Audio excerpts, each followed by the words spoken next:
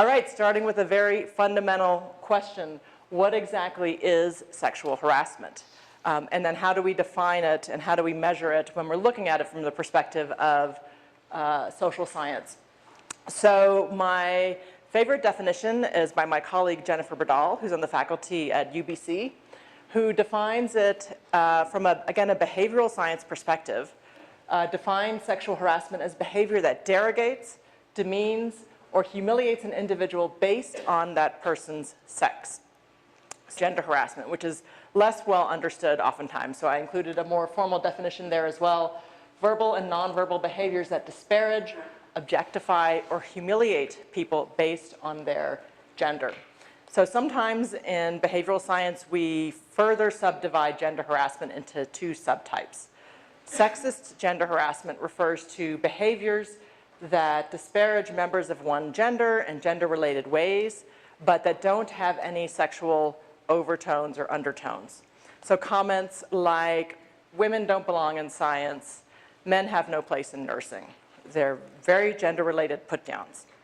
Versus crude gender harassment, which also disparages people based on their gender, but does so in explicitly crude, lewd, kind of sexualized ways. So one common question, can men be sexually harassed? Yes, they can.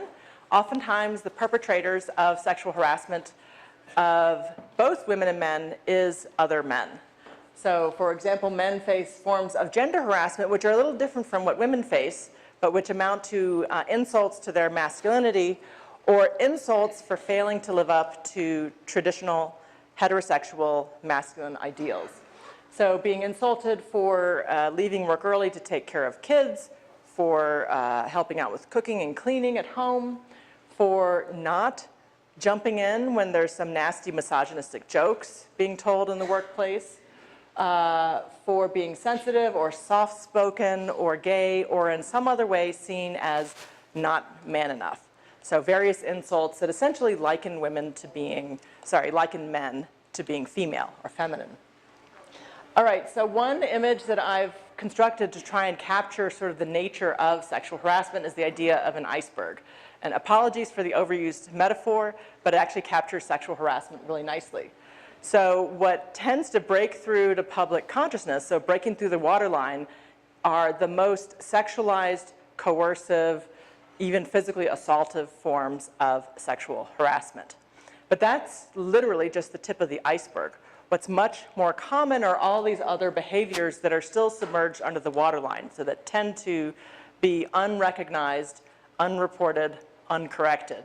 Behaviors that are purely verbal, and behaviors that are purely sexist and don't have any kind of sexual content tend to be the least recognized sort of behaviors. So it's the put-downs that we seem to be overlooking or neglecting with all the focus on the unwanted come-ons in the job. What are we doing to transform our departmental cultures to be more respectful, to be more hospitable, to be welcoming with people of different backgrounds, to treat them with dignity, no matter their gender, their sexual orientation, their race, so on and so forth. So if we can figure out answers to questions like those, we might be able to start to move the needle on this problem. So if you remember nothing else from this talk, these are the sort of key take-home points. Sexual harassment takes a variety of different forms, especially gender harassment. It undermines work and well-being, and it does not have to involve a sexual advance. For that to happen, it does not have to involve a legal violation. Along with sexual harassment come a variety of other assaults on individual dignity.